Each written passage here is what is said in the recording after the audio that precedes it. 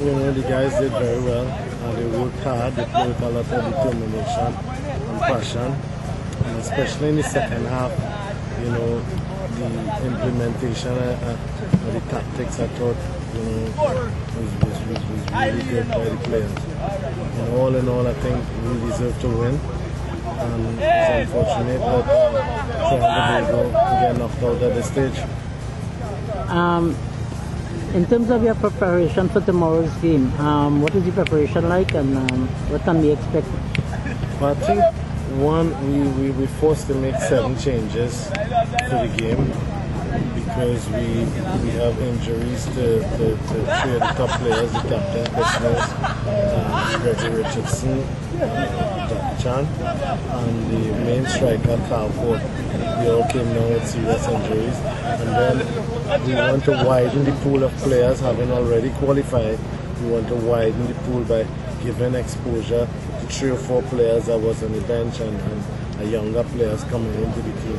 So it's not a disrespect to the opponent, but an opportunity for us to give some of the local based Guyanese players who've been on the bench for a long period in this campaign a chance to prove themselves and address the staff in terms of their competence to play at this level.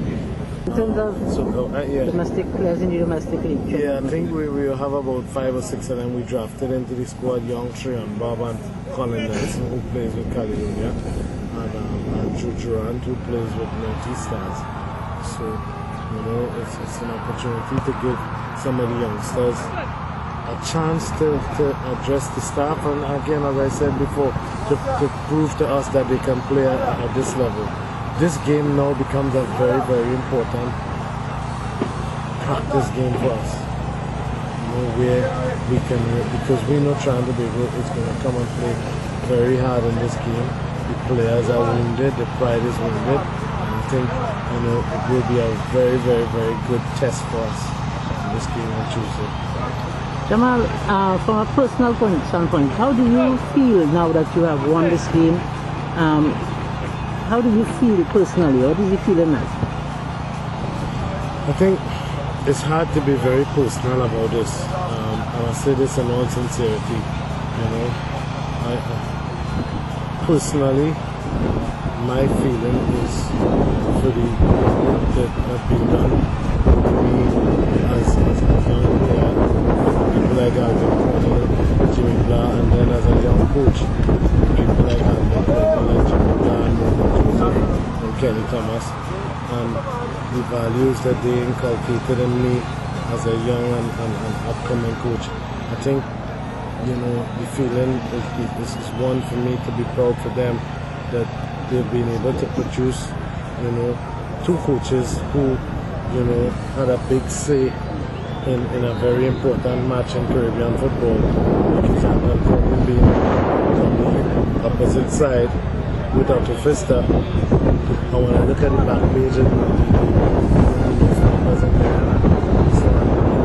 the statements, and we saw him making statements, and when I look at the fact that we are products of the Alvin Cornell coaching school, it makes me even more proud. So it's a good feeling, but it's a good feeling for a whole lot of people, you know, locally, especially among the coaches, and to say to them that the door is open.